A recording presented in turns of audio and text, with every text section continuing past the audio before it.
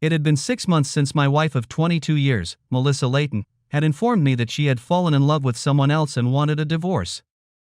The announcement came completely out of the blue, and I was so shocked that I didn't know what to say or do. Gathering my strength, I began to look for my wife around the house and found that she was nowhere to be found. Why had she done this? We had 2 children, and as far as I knew, we were happily married. I was completely stunned. I thought that maybe Melissa had gone for a walk to clear her head and we could talk when she returned. However, she never came back. Not only did Melissa leave me, but she didn't take anything with her. In fact, Melissa left her wedding ring, credit cards, cash, insurance cards, and driver's license. They were all neatly laid out on the dresser along with an envelope. She'd even left her car behind. I was too scared to look in the envelope. In fact, I left it in the bedroom and moved to the guest room. It wasn't until a week later that I examined the contents of the envelope. I was scared to look inside it. And when I finally did, it was as bad as I feared. I found personal documents for me and the kids, as well as divorce papers and a business card for the attorney who would handle Melissa's divorce. I was most afraid to put the smaller envelope on which Melissa had written my name, Mark, in Melissa's handwriting. In her note, Melissa told me that she had met someone else and fallen in love. Melissa said she still loved our girls and me, but she loved this new man more. Melissa pressed me to sign the divorce papers and not resist. She claimed that I didn't know her lover, but if I fought for the divorce, it would cause additional grief for our children and me. Melissa also claimed that they hadn't had sex and wouldn't until after the divorce. That didn't make any sense. If she was in love with another guy, I would expect that they were already doing it. Maybe she was lying to protect my feelings. But I knew my wife, and she wasn't a liar. If she didn't want to tell me something, she would have just kept quiet instead of lying. My wife stated that I didn't know the guy and hinted that I shouldn't try to find out to get revenge. She mentioned that this guy had a wife and 2 kids left behind. Melissa said that she and her lover were going to go overseas until the divorce was final. The note urged her to sign the divorce papers as soon as possible. Melissa didn't claim everything we had accumulated during the marriage because she didn't want to hurt me any more than she already had. When they finally returned to the United States, Melissa bluntly told me that she would never see me again. However, if our children wanted to talk to her, she would be willing to do so. Melissa also mentioned that she was starting a new life, which was another reason she wasn't taking anything from the old one. She didn't want anything from our marriage. I think that statement hurt me as much as the fact that Melissa wanted to divorce me. And I was convinced of the truth of her words when I checked the bank accounts and found her car still sitting in the garage. She'd left everything behind, even her clothes. I reread the letter over and over again, trying to find something in it that would give me a clue as to why Melissa had done this after 22 years of happy marriage. I was 46 years old and in pretty good shape for my age. I was probably 10 pounds overweight. Melissa was 2 years older than me, and while she was an attractive woman, she couldn't be called stunning. She was a little overweight, too. But none of this made any sense. Why had my wife, who I thought loved me, destroyed me so ruthlessly and thoroughly? I am a salesman by profession, and to be successful you need to have the gift of gab and the ability to read people. Not only did you have to be able to read people in person, but you had to be able to assess them by correspondence. You had to be able to read between the lines. Even though I failed at reading Melissa, I was still very good at my job. Now I would try to use my skills to dig deeper into the reasons why my wife had abandoned the family. I desperately wanted to confront her face to face to get some insight into our marriage. We had 2 children, for heaven's sake. As soon as I could hold back my tears, I sat down and wrote a list of what I realized from the note. First, Melissa's lover was a man. That's what she had written in the note, but I knew this for sure because I had slept with this woman for 22 years and had seen her interact with other women. Melissa was not a lesbian. I also assumed that Melissa's lover was very rich if he could let her keep all of his possessions. That meant he would have had to buy her a new closet, provide her with a new ID, pay for a lawyer and travel abroad. This guy was also providing Melissa with everything she needed to cover her tracks. There was no doubt that her lover must have a lot of money. It wasn't much, but I was determined to dig until there was no land left to shovel. To start, I made a list of the richest people in our state. I limited myself to just the state, since Melissa had stated that their relationship had been going on for months. Her note indicated that they had been seeing each other regularly during that time. I couldn't imagine a wealthy businessman flying in to see Melissa on a regular basis. They'd be too busy for that. Besides, I knew my wife hadn't made any trips in the last 6 months. I realized it was a weak argument, but it was all I had. After going through over 100 of the richest men in the state, I had narrowed the list down to a few men. However, I still couldn't say with certainty which of them, if any, on my list were Melissa's lovers. So I changed tactics. I decided that they must be meeting somewhere near our house. Melissa was always home when I got home from work, so she couldn't be too far away. After looking around at dozens of establishments, I found a cafe where Melissa and her lover had met several times. 2 of the girls I talked to recognized my wife's picture. They gave a description of the man from whom I did an artistic portrait. And as luck would have it, one of my female coworkers recognized the man from the flyer I made. I think I would have eventually recognized his identity, as he was quite a well-known person in our neighborhood. Anyway, his name was Conrad Miller, a wealthy philanthropist married to Diane Lingrand. Conrad was one of the people on my list. His company was headquartered in Nashville, and we lived in a suburb outside the city. That, at least, made some sense. Goggle may be full of lies, but it's pretty darn handy when looking for people. I quickly found Conrad in Diane's web pages. I have to say I was baffled by what I found. Conrad was indeed very wealthy, but he wasn't handsome. He looked more like a bookworm, a college professor. Diana, on the other hand, was a beauty. While Melissa was attractive and beautiful to me, she was not in the same class. Still, Diana could have been the raging bitch who drove Conrad into my wife's arms. But I never realized why. I spent several weeks researching Conrad Miller's business interests.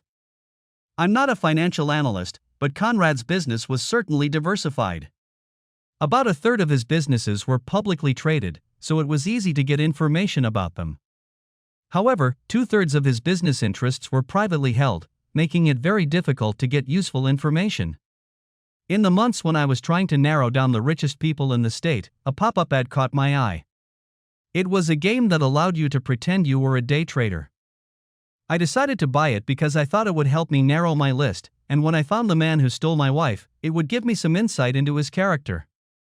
The game did nothing to help me in my search, but it was fun to play and proved to be a great distraction for my troubled mind. I learned that in order to be a successful day trader, you have to do a lot of research before you invest. All in all, I got hooked on this game. It had taken me 6 months to get to the point where I was pretty sure I had found out who my wife had run off with. However, I still didn't know why Melissa had fallen for this guy. It was a very lonely 6 months. Living in the house I shared with Melissa became painful and depressing at times. So I found ways to stay out of the house as much as possible. I also tried to keep busy when I was at home. I started working out on my own, but then I joined a gym. I worked until I was exhausted, just so I could sleep at night. I learned how to cook and do minor repairs around the house. I completely remodeled the master bedroom. I turned it into my bedroom. Then I signed up for a taekwondo class. A friend suggested it when he found out my wife had left us with the kids. And he was right, practicing martial arts helped me find my physical and mental balance. It helped me so much that I started going there 6 days a week. I didn't aspire to become a black belt. I just liked the discipline, and the self-defense aspects were satisfying. I changed my schedule and started going to the gym in the morning and taekwondo classes in the evening. I got into the best shape of my life. And if I couldn't sleep, I would get out of bed and practice self-defense techniques for 15 to 20 minutes. It always calmed me down. Another thing I did was renew my interest in guns. I was a paratrooper in the Army for 4 years. I learned to shoot and always enjoyed it. When I married Melissa, I got rid of the guns after the girls were born. However, I enjoyed target shooting and would go out there occasionally. In doing so, I would rent a shotgun for the day. Now, if I wanted to own my own gun, there was no one to object. But that wasn't the real reason I purchased a firearm and obtained a concealed carry permit. The reason came about 2 weeks after Melissa left. I came home from work one evening and began to notice that all was not well in the house. Since Melissa had disappeared, I'd kept the house all to myself. Since I had no desire or inclination to spend a lot of time cleaning, I took the attitude that everything had its place and everything in its place. The first thing I noticed was the key shelf in the kitchen. It was just a board with hooks on which I hung my keys. I always kept them in a certain order. I noticed that the spare car key and the front door key were upside down. I didn't pay much attention to it at first. I could have accidentally put the keys back in place. However, I then noticed that the keys to the wine cabinet and silverware drawer were also upside down. I hadn't used either of those keys since Melissa had left. But it wasn't just the keys that made the hairs on the back of my neck stand up. I discovered that the book on the nightstand I was reading had been moved. Not only that, the bookmark wasn't sticking out as much as usual. This may seem odd to some, but my daughter Carla made a bookmark like this for me when she was in 3rd grade. On the top of a thin piece of colored cardboard it said, "I love Daddy." I always made sure that part of the bookmark stuck up so I could see it. That day, only half of my daughter's inscription was visible. The more I looked, the more I found irrelevant little things. I kept getting the feeling that someone had searched my house and was trying to cover it up. Okay, I'll admit, I wasn't entirely sure that the house had been searched. But it scared me enough to change the locks, install an alarm system and cameras. I bought everything upscale. The company I used assured me that even government spies couldn't hack into my system. That's when I started going to the shooting range again. I also took some NRA courses on home defense. Yeah, I was getting a little paranoid. But after living with Melissa all those years, it was so strange to be alone. My head was a mess and nothing made sense to me. Everything just didn't add up somehow, and I felt like I didn't understand the big picture. Or maybe I was just fooling myself because of my love for my wife. Then it dawned on me that I don't even know if I still love my wife or not anymore. Love is a funny thing, if you don't nurture it, it dies. Well, that was a topic of conversation whenever I came face to face with Melissa. And then I asked myself why I didn't just accept the divorce and move on with my life. The terms of the divorce were certainly one-sided in my favor. Perhaps it was all about my male ego that wanted to have the last word. I pushed all these thoughts away as they did nothing to comfort me. I suppose I should admit that I wasn't always alone. Once word spread in the office that I had separated from my wife, a few of my female colleagues became interested in me. And after I started working out at the gym and taekwondo, that interest waned altogether. I started to be courted by women from almost every department in our company. I went on numerous dates, but nothing worked out. I was still too neglected and consumed with finding Melissa. Usually after one date with me, women realized that I wasn't ready for a serious relationship. I needed to get this over with so I could move on and hopefully find someone else. All this time I was struggling with my wife's infidelity. I was very focused on work. It helped me take my mind off my problems. My commissions were the highest I had ever received. I had been promoted and was being groomed for a management position. There was only one problem with my success at work. I realized that I hated my job. I was thinking about just quitting. I had enough savings to live comfortably for many years. Instead, I decided to take up day trading. Like I said, I found a game where you could pretend you were a day trader. I played it for a few weeks straight and got some good results. Then I decided to try it for real. First, I set aside $10,000 to invest. After a few weeks in which I made a few dollars but lost even more, I finally blew all $10,000. I then invested another $20,000 before I started to figure it out. It took a lot of research, but after losing almost $40,000, I started to make a small profit. I kept at it and all of a sudden I was making $5,000 to $10,000 per trade. In the 6th month after my wife left, I decided to quit my job and focus on two things: day trading and finding a cheating wife. My boss and other people tried to change my mind, but I simply told them that I no longer wanted to continue working since Melissa was gone. I had accumulated almost $2 million from various sources, with about 40% of that amount coming from day trading.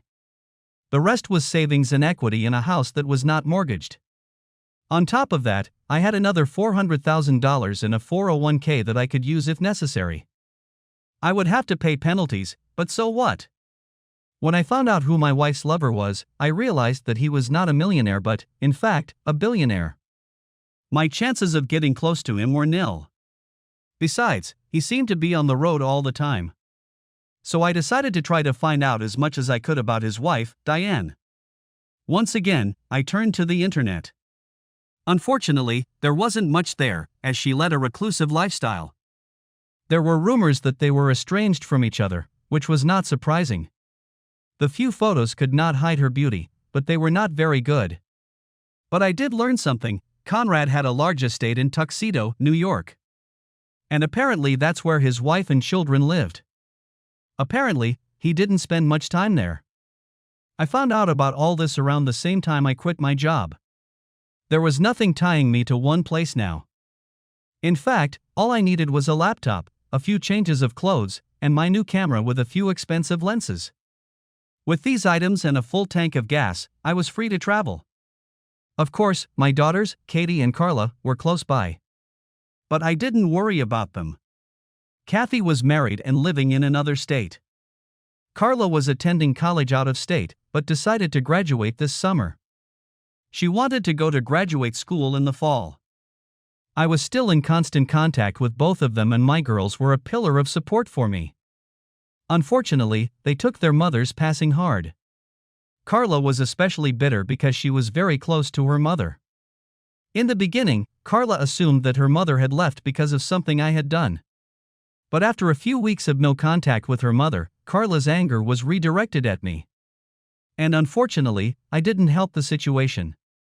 When Carla said her mother was dead to her, I didn't stop her. Somehow I felt good that Melissa had lost at least one of her daughters, if not both. A couple months later, Katie started her own rant about her mother. By then I had tried to quell those rants, but I was unsuccessful. Still, I understood, they felt as betrayed as I did. At this point, I should apologize. I realize that everything in this story is messed up. But you have to realize that my thoughts have also been scattered all over the place during this process. Divorce really is like a death in the family. And I went through 5 stages of grief. First, I was in denial that Melissa was really gone. Then came the anger and the entreaties. Many nights I lay in bed and prayed to God that if He would bring Melissa back to me, I would go to church every Sunday after that. Of course, depression set in during the 3rd week, and I guess some of it was still with me. But I had yet to accept my situation. And that, I thought, could only happen after I met Melissa. At the beginning of the 7th month, a few things happened that put my thoughts back on track. First, I got a call from my attorney asking me what I wanted to do about the divorce. It had been several months since I had last heard from him, and I assumed that the divorce had already taken place. That wasn't really the case. The truth was that I had completely put the divorce out of my mind. It wasn't something I had any control over. I assumed that since I refused to sign the contract, they would just go through with the divorce on their own. So I was shocked to find out that the divorce had not been finalized yet. It was very strange. The next day I got a call from Carla and Katie. They had both gotten calls from their mother. I spoke to Carla first, and she was confused. It took a full 10 minutes to calm her down enough for her to be able to tell me what had been said. Apparently, as soon as Carla realized who it was, she turned on her mother. Carla told Melissa that she hoped that fucking her new boyfriend was worth it because her mother was dead to her as far as she was concerned. Carla was very cruel, telling her mother that she didn't want to see her at the prom or the wedding. Now Carla was engaged. And finally, if Carla had children, Melissa would never see them. According to Carla, Melissa began sobbing uncontrollably, and then the phone was disconnected.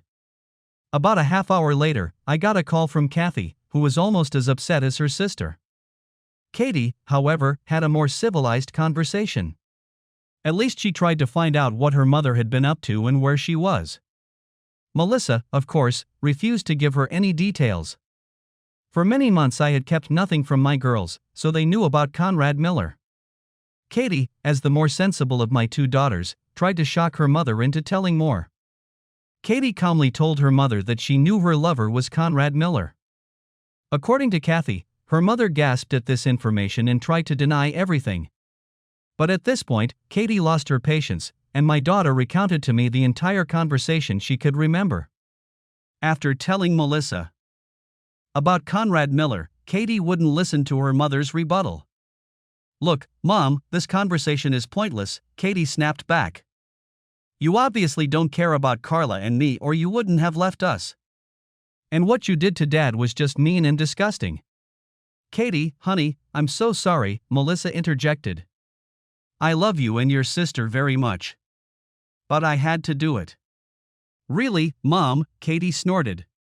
"You should have ripped Daddy's heart out and stomped it into the ground. Your lover was so important to you that you abandoned your own children. You might as well have cut out the hearts of your two daughters.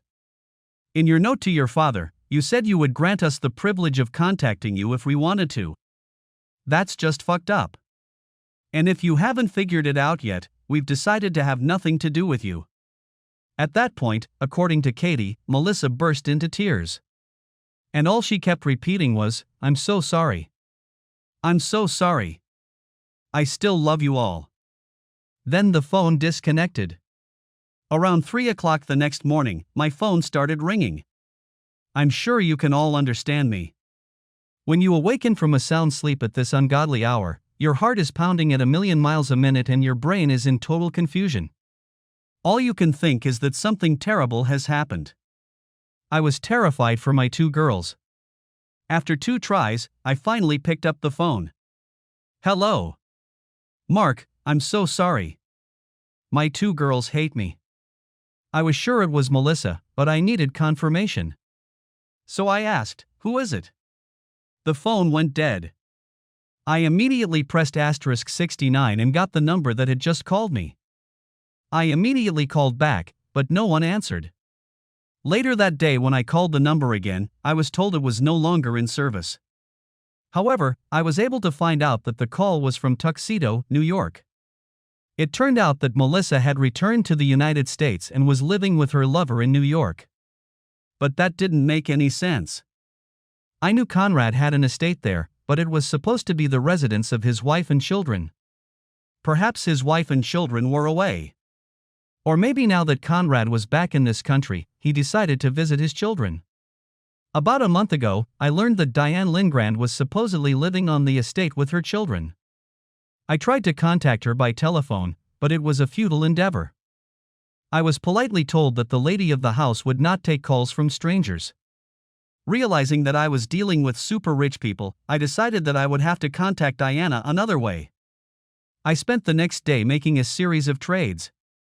By 5 o'clock I had made $27,000. Around 11 o'clock in the evening, I realized that I was out of milk and decided to do a little grocery shopping. I had already finished and was walking back to my car when a man grabbed me from behind.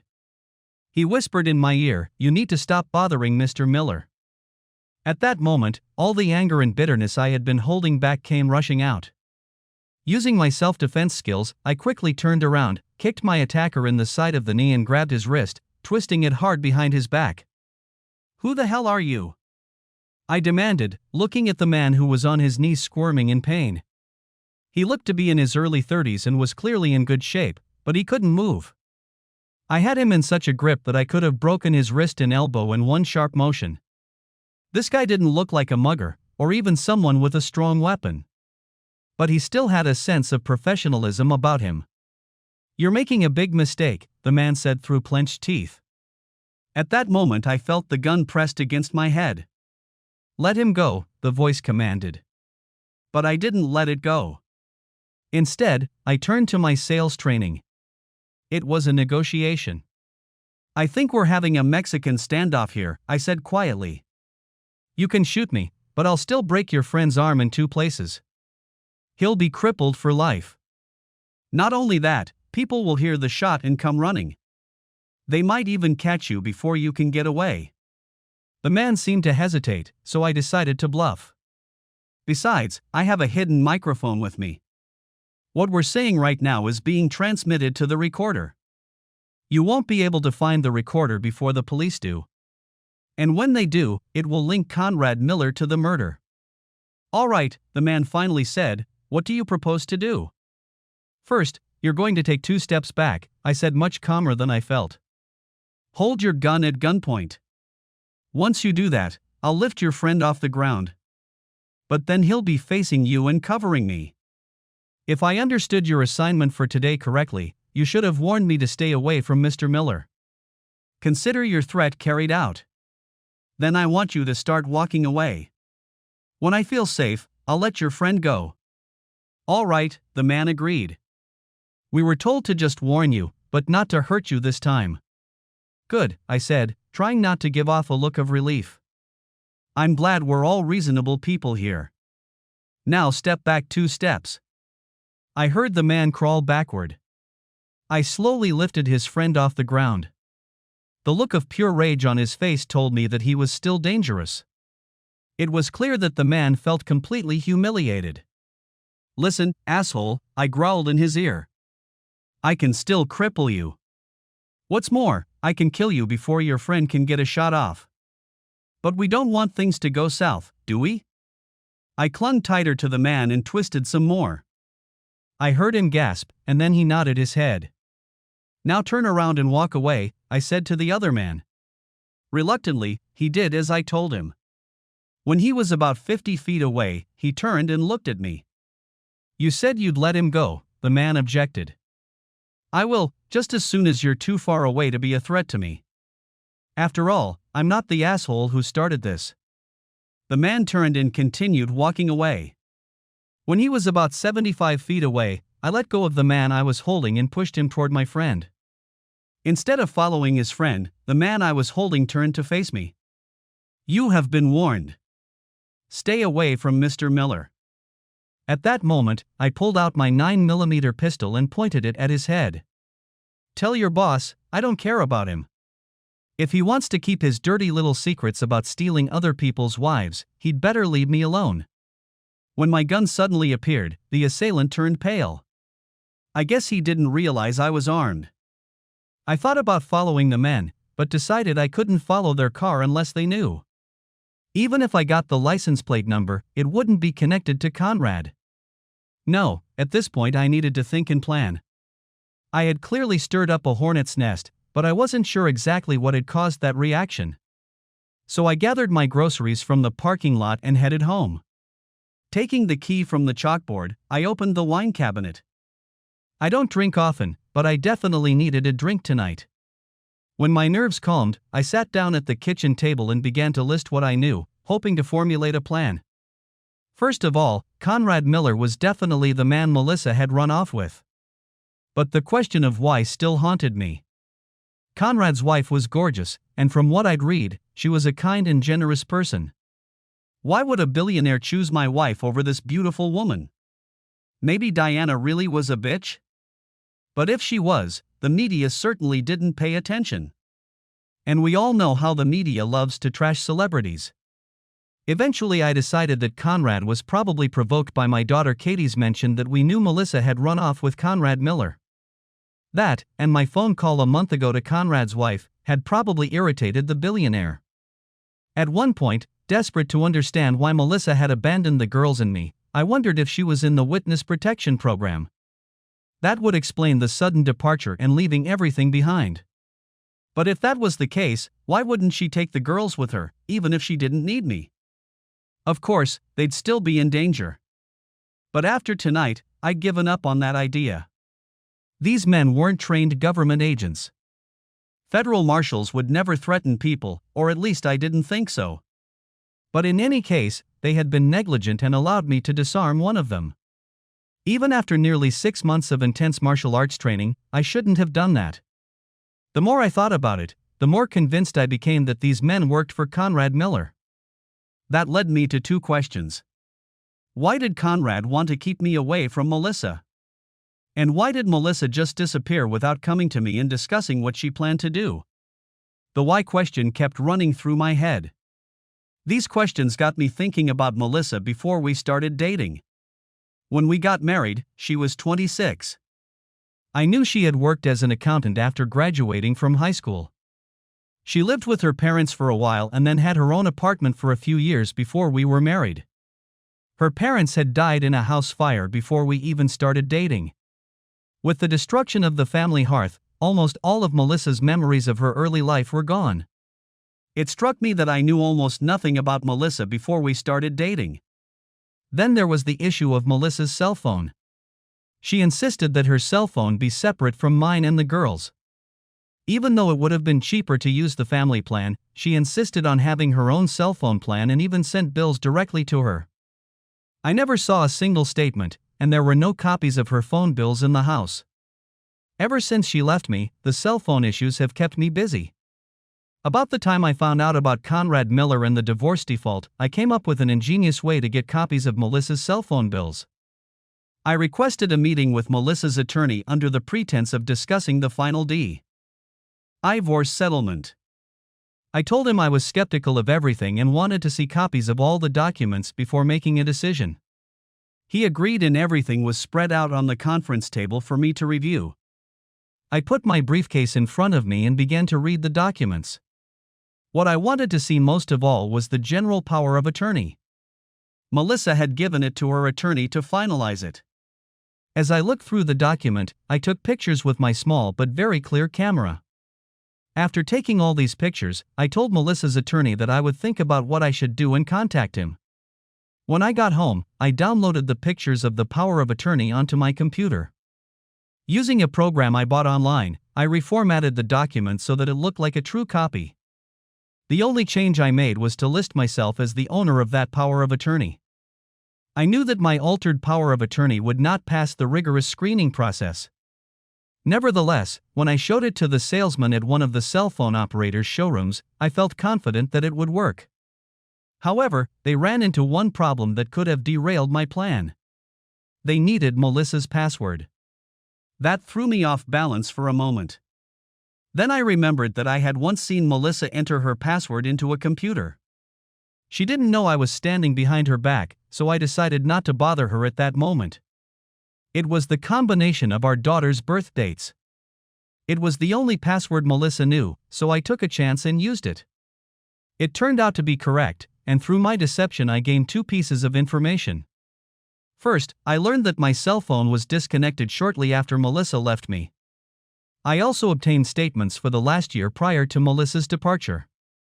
Back home, I flipped through the statements and ruled out most of the calls as routine.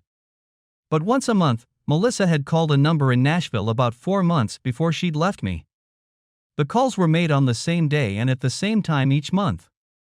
There was nothing strange about Melissa calling someone in Nashville. We lived only 20 miles from the city. What was strange was that she called on the same day and at the same time every month. But in the months leading up to Melissa's disappearance, the calls became more frequent.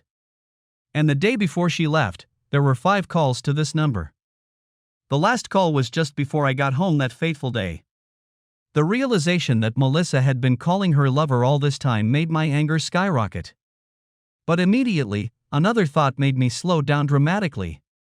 If Melissa had started her affair months before, why had she only made 1 call to him every month for 8 consecutive months prior to the supposed start of the affair?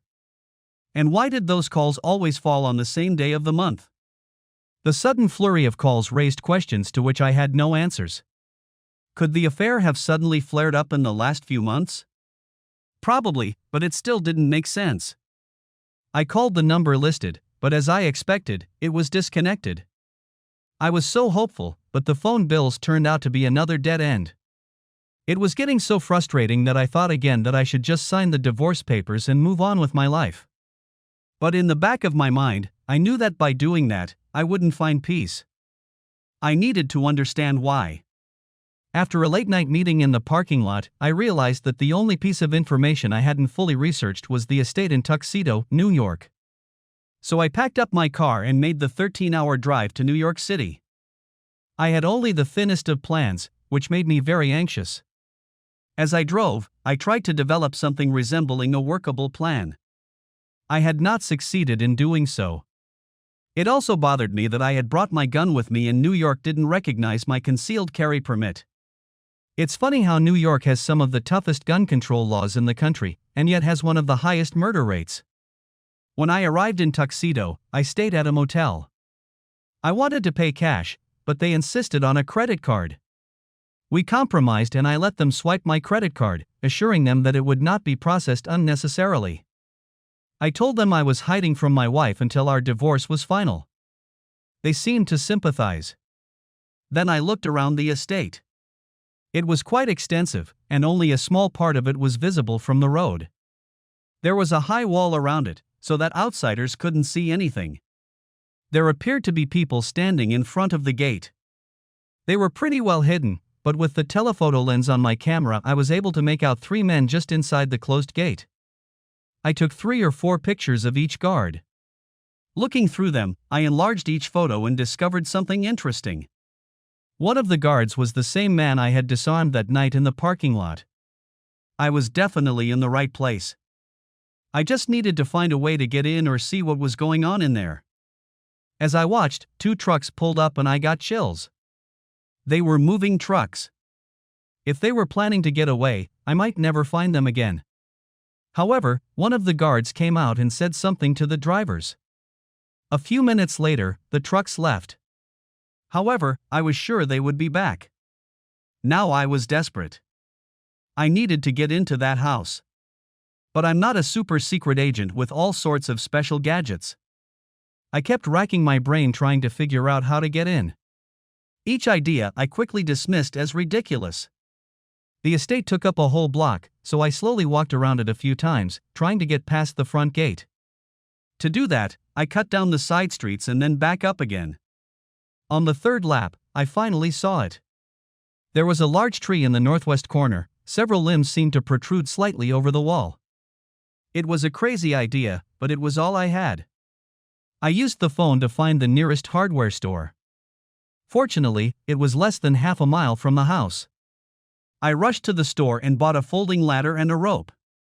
On the way back, I thanked God that I had decided to buy a Range Rover as my primary vehicle. If I had used Melissa's Prius, I wouldn't have been able to get the ladder into the car. When I returned, I stopped by a tree, making sure no one was around. Then I unloaded the ladder and rope, hiding the purchases in the bushes. I parked the car less than a block away in case I had to make a quick run. Taking my camera and hanging it around my neck, I walked back to the tree. Making sure no one was around, I opened the ladder on the wall. Taking one last look around, I climbed up the tree, securing the rope around my neck. Then I flipped the ladder over. I didn't want nosy neighbors to report the strange ladder leaning against the wall. If I needed to get out in a hurry, I would use the rope. Ironically, 7 months ago I would never have been able to climb a tree. Now, after all my practice, it wasn't hard at all.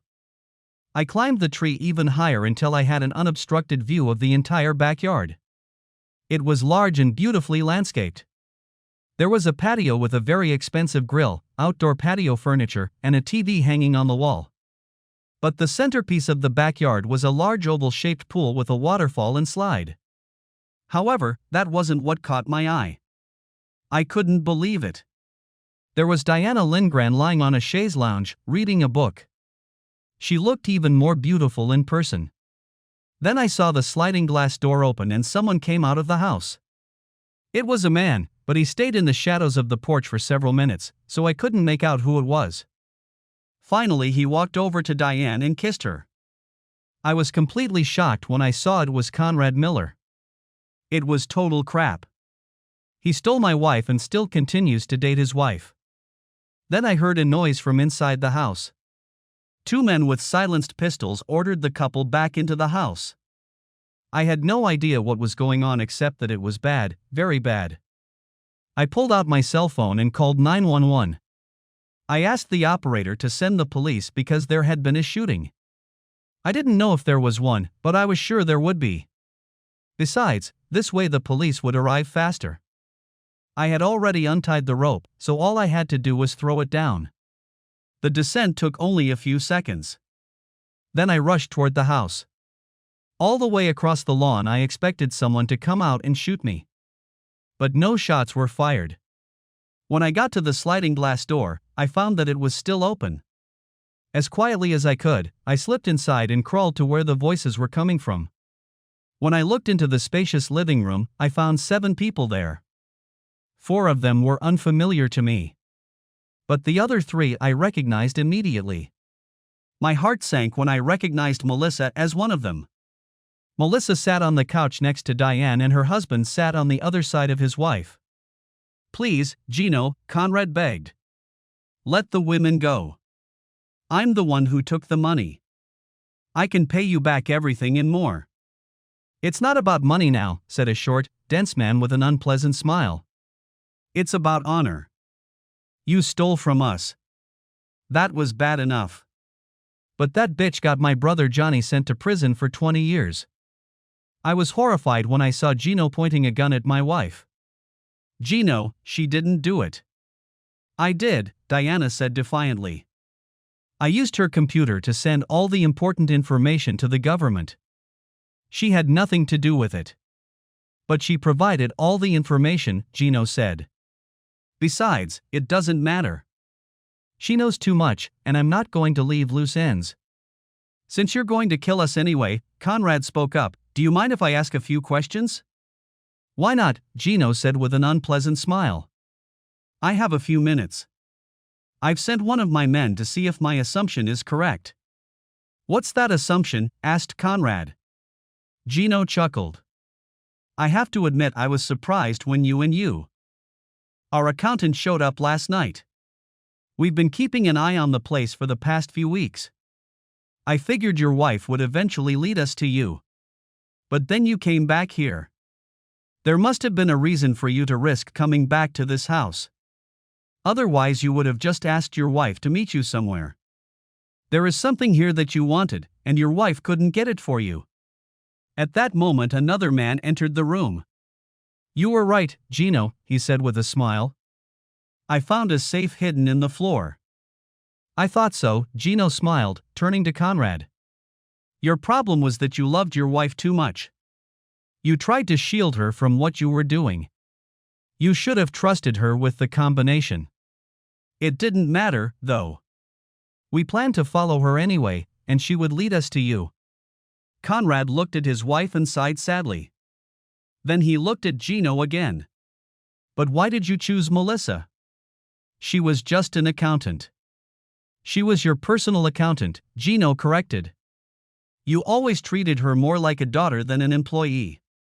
"I figured that, for that matter, she knew where all your money lay and probably had an idea of how to get to it. I also figured that she would know about all of your possessions, which would give us a chance to look for you. I assumed that eventually you would use one or more of these facilities." "But how did you know we reported your brother?" asked Diana. "You were very clever in passing information to the government," Gino admitted. "Even your husband didn't know you were an informant at first. Yet it took years and tons of money for our hackers to figure out the ultimate source of the information." "I must compliment you," said Gino with another chuckle. "What do you call yourself now, Conrad Miller?" "That was very clever of you. You and your wife had plastic surgery and then appeared on the radar as the new billionaires. Only the truth is, most of that wealth is a facade you created to make yourself look richer than you really are. It was a nice touch because I knew you didn't steal $1 billion. So how much did you manage to snatch, 40 or 50 million? 78 million, Conrad corrected. That's for sure, Gino nodded. I'm impressed. But you've always been smart, Jacob, and that's why my brother brought you here. You took our illegal money and turned it into a legitimate business. Your problem was that you were greedy. You took so much money and hid it in businesses we knew nothing about. But Johnny finally figured out your scheme. He was about to take you out when your wife turned him into the feds. I have to admit, it knocked me off my game for a long time. It was only by chance that I came across your accountant. I was gonna capture her and her family. I was going to torture and kill, first her husband and then each girl until she gave you up. When she did, I planned to kill them all. But then she disappeared without a trace. That's when I realized there was a mole in my organization. It didn't take me long to figure out it was Kelly and eliminate her. "Kelly's dead?" asked Conrad with shock and sadness on his face. "Yes, but I didn't kill her. She jumped out of a second-story window trying to get away from us. Unfortunately, she died in the fall, so we couldn't get any information from her. Anyway, after your accountant escaped, it didn't make sense to grab her family without knowing where she was. So we put a wiretap on their phones. It took many months, but that's how we found out your real name and this place." "If you knew we were here, why didn't you pick us up last night?" asked Conrad. Gino shook his head. "You could say I outsmarted myself. While we were staking out this house, I figured you'd need new identifiers. I found out who you were using and prevented the delivery of the new identifiers. My plan was to replace the drivers in the vans with my men. But since you didn't get new IDs, you sent the vans away.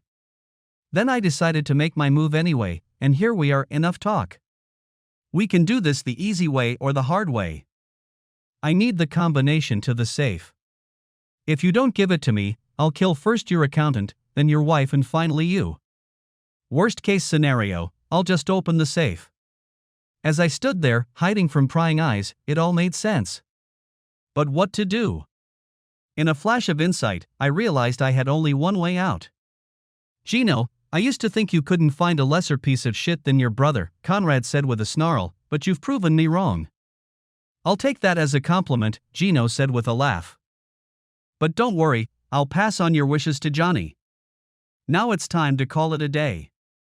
All the months of anger, depression, and hopelessness faded away. I was still scared to death, but I knew I had to act. I quickly reviewed all the firearms instruction I had received. Then I looked at my Ruger to make sure the safety was off. Finally, I took aim at the Gino. The instructor had taught me to eliminate the most immediate threat first and then deal with the rest. I knew I would only have a few seconds to fire the shots, so I had to get each one in time. Taking a small breath, I squeezed the trigger. I hit Gino in the middle of his back. He fell forward.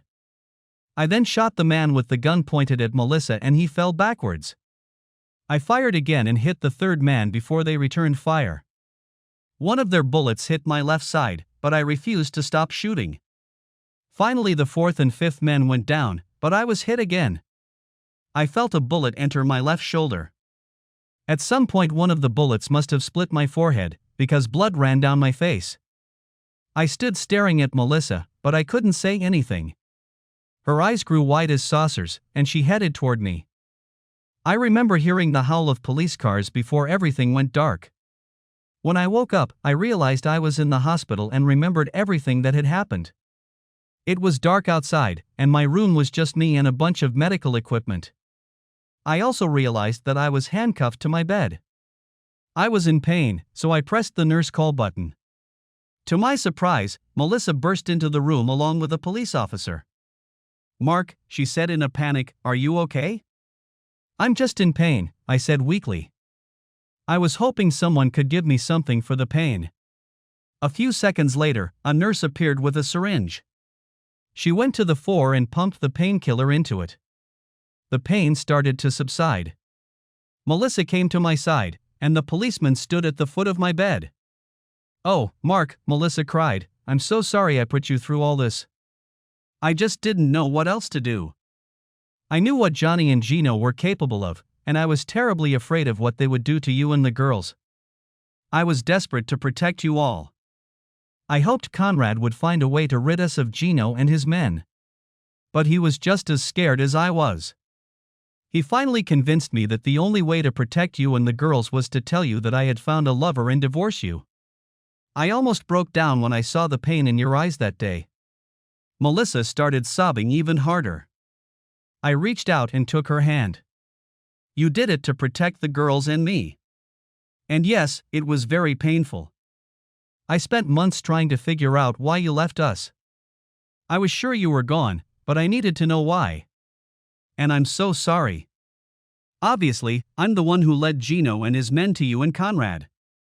No, it's not your fault, Mark, Melissa gasped between sobs. It's all my fault. I was so lonely and missed my family so much that I called each of you, even though Conrad warned me not to. When I found out how much my girls hated me, I wanted to die.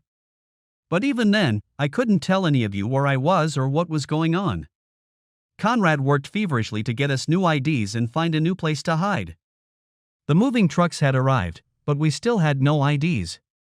I resigned myself to the fact that I would probably be killed, but at least my family would be safe. That's when the anesthetic kicked in. I had no idea how long I'd been out, but when my eyes finally opened, the sun was shining. Melissa was asleep in the chair next to my bed, holding my hand. My arm had a big bandage on it, and it hurt a little. But it was my side that hurt more. But the pain wasn't that bad, so I decided to try to pull myself up on the bed. If you've ever spent time in a hospital bed, you know it's the most uncomfortable things. Besides, it wasn't easy trying to move with one of my arms handcuffed to the bed. My attempt to sit up caused Melissa to rise from her chair with a look of alarm on her face. "What are you doing?" "I'm just trying to get comfortable," I replied with a weak smile. She fiddled with me and finally got me into a more comfortable position. Then she smiled and kissed me on the lips. I was completely surprised and very pleased. I thought I would never feel her lips on mine again. "I love you with all my heart," she whispered in my ear. "Will you ever be able to forgive me for what I did?" "Melissa, it should be obvious to you that I still love you," I replied. "I'll admit, there were times when everyone told me to forget you and move on, and I considered signing the divorce papers. But after 22 years of marriage, I just couldn't do it without knowing the reasons why. I admit I thought you might have had a mistress, but none of it made sense to me. And until I knew for sure that you didn't love me anymore, I couldn't give up." "Oh God, what did I do to deserve you?" said Melissa and started crying again. When she calmed down again, I told her to get my motel room key. Melissa looked exhausted, and I told her to take a shower and get some sleep. Reluctantly, she agreed. However, getting the policeman on duty to agree to my wife taking my motel key was a different story. Eventually, a call to his supervisor released the key. I then learned that the DA was trying to decide whether to charge me with unlawful possession of a handgun. Tal. K about a load of crap. I helped take down a major criminal organization and they got upset because I didn't have a New York concealed carry permit. That's fucked up. When she left, I asked the nurse if she could get my cell phone out of my pants pocket. That was a different conversation. Apparently the police had taken my cell phone. Eventually they agreed to let me use the hospital phone, and luckily I knew both my girls' phone numbers by heart. I called Kathy and Carla and told them the whole story. I left the fact that I was in the hospital for last. It threw them both off balance. Disregarding my protests, they both said they would come to see me. Both girls were distraught when they found out what their mother had been through. Both were extremely upset about the way they had treated Melissa. I told them not to beat themselves up, because I would have said even worse things if I had the chance. 10 hours later, Katie arrived at the hospital. She had caught a plane to LaGuardia Airport and rented a car. When she walked into my room, she was very embarrassed. Melissa went to get a cup of coffee. "Daddy, are you going to be okay?" she asked, cradling me gently in her arms. "The doctors say I'll be fine," I assured her. "In fact, they'll discharge me tomorrow." By that time, the DA had decided he wasn't going to charge me. However, we had to agree that we would be available at our expense if they needed either of us to testify. A few minutes later, Melissa came back into the room. I hadn't told her the girls were coming. I don't know exactly why I didn't. I guess I was afraid she would run away again because of what the girls had told her. They stared at each other for a few long moments, then Katie ran over to her mother and they hugged. I heard only sobs as they told each other how sorry they were. 4 hours later Carla arrived and the scene repeated itself. Soon all 3 women were crowded around my bed, fussing over me. Finally a nurse came in and lifted me up so I could walk. My wife and 2 daughters refused to leave me. At that moment, tears streamed down my face. It's been a little over 6 months, but I've gone from the ruins of my marriage to a marriage that will be stronger and more loving than ever before. Epilogue. A few weeks after the shooting, I learned that Gino had died on the spot, as had 2 of his men. The other 2 survived surgery and now face murder and kidnapping charges. They will likely spend the rest of their lives in prison. Gino's brother, Johnny, was obviously in on the plans, so he is also facing murder charges. All 3 of Conrad's guards are dead. Thank God I didn't have my 15 minutes of fame. My name was kept out of the press. Melissa's name didn't go public either. Even though Gino and Johnny would never see prison, I worried that they still had influence. The FBI assured me that their organization had been completely defeated. In fact, Conrad Miller and Diane Lindgren had turned state's evidence. They were uncovering parts of this criminal organization that the feds had not yet discovered. In the end, we weren't called to testify. Still, the FBI is a lot of things, and complete trust in them is highly questionable these days. So I insisted that our names be redacted. I even got a court order to seal those records. Yes, I know that if the government wants to unseal them, they will find a way to do it. Hopefully, no one will be that interested in it.